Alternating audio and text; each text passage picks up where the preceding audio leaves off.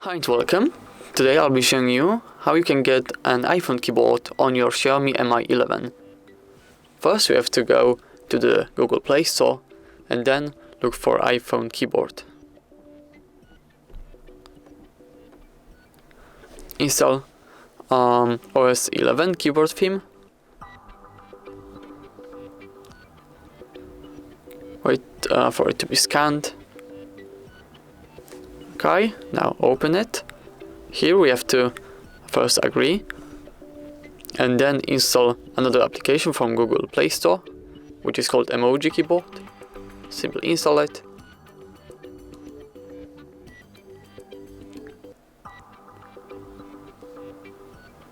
Okay, now we can go back to the application, wait for it to load, skip the ads, tap on apply, enable emoji keyboard, like this, wait a second,